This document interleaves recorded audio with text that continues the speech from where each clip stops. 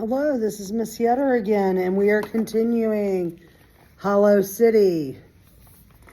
We are on chapter 8, part 3.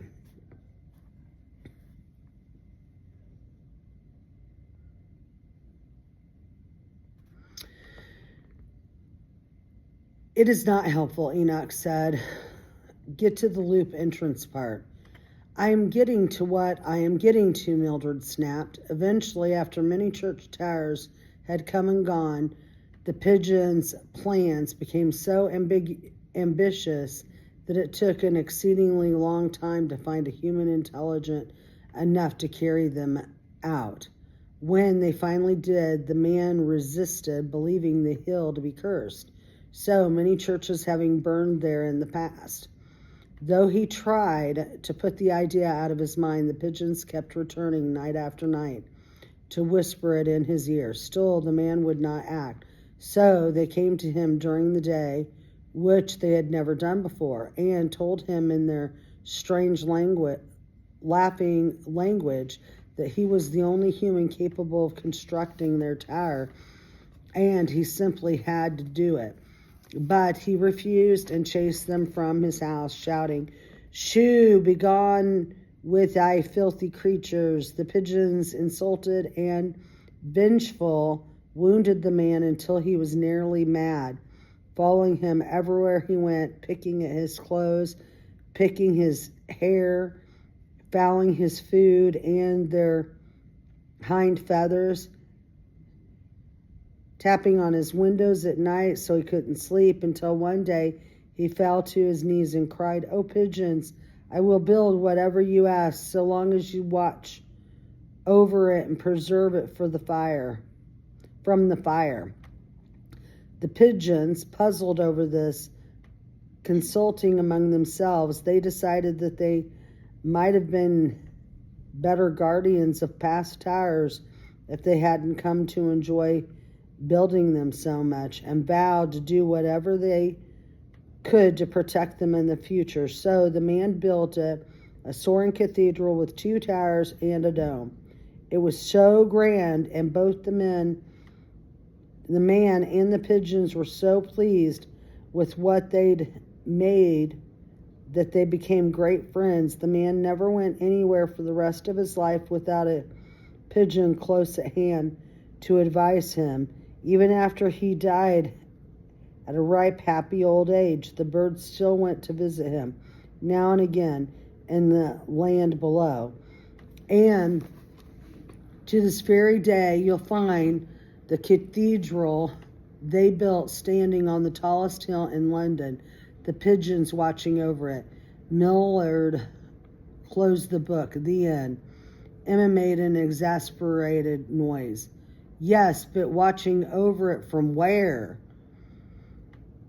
That could not have been less helpful to our present situation, said Enoch. We're at a story about cats on the moon. I can't make heads or tails of it, said Bronwyn. Can anyone? I nearly could. Felt close to something in the line about the land below, but all I could think was the pigeons are in hell. Then another bomb fell, shaking the whole building, and from high overhead came a sudden flutter of wing beats. We looked up to see 3 frightened pigeons shoot out of some hiding place in the rafters. Miss Peregrine squawked with excitement, as if to say, "That's them." And Bronwyn scooped her up, and we all went racing after the birds. They flew down the length of the nave, turning sharply and disappearing through a doorway. We reached the doorway a few seconds later.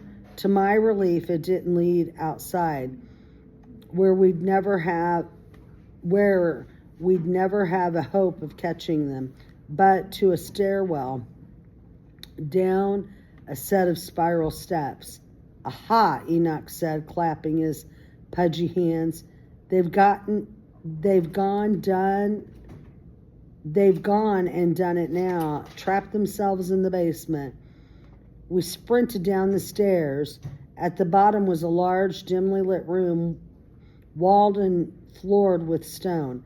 It was cold and damp and almost completely dark, the electricity having been knocked out. So Emma sparked a flame in her hand and shone it around until the nature of the space became apparent.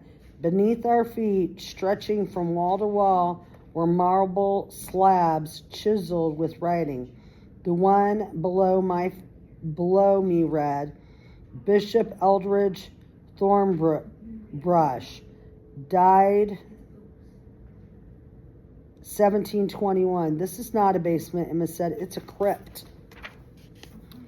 A little chill came over me, and I stepped closer to the light and warmth of Emma's flame. You mean there are people buried in the floor? Said Olive, her voice quivering. What of it? Said Enoch. Let's catch a damn pigeon before one of those bombs buries us in the floor. Emma turned in a circle, throwing light on the walls. They've got to be down here somewhere. There's no way out but that staircase. Then we heard a wing flap. I tensed. Emma brightened her flame and aimed it toward the sound. Her flickering light fell on a flat-topped tomb that rose a few feet from the floor. Between the tomb and the wall was a gap. We couldn't see behind from where we stood, a perfect hiding spot for a bird. Emma raised a finger to her lips and motioned for us to follow. We crept close to the room, nearing the bomb.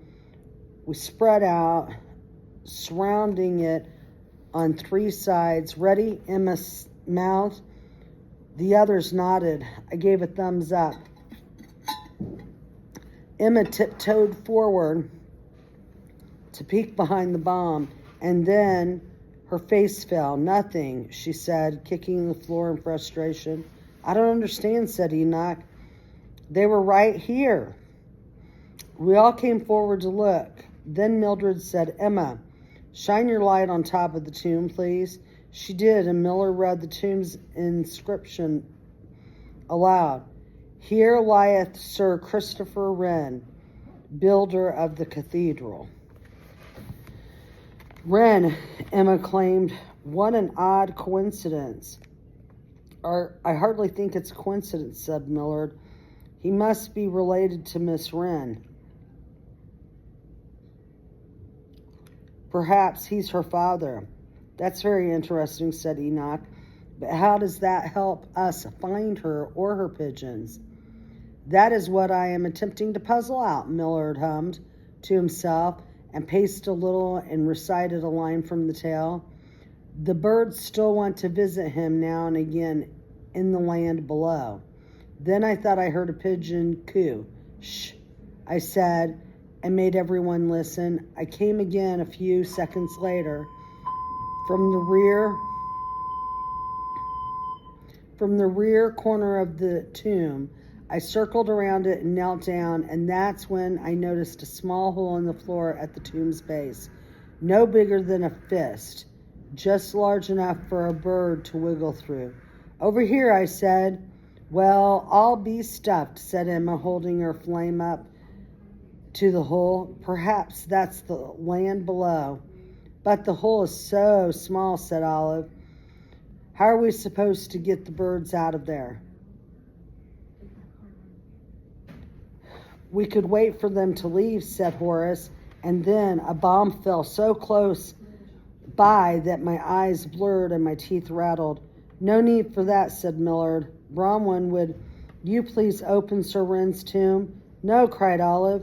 I don't want to see his rotting old bones. Don't worry, love, Bronwyn said. Mildred knows what he's doing. She planted her hand on the edge of the tomb lid and began to push, and it slid open with a slow, grating rumble. The smell that came up wasn't what I'd expected. Not of death, but mold and old dirt. We gathered around to look inside. Well, I'll be stuffed, Emma said.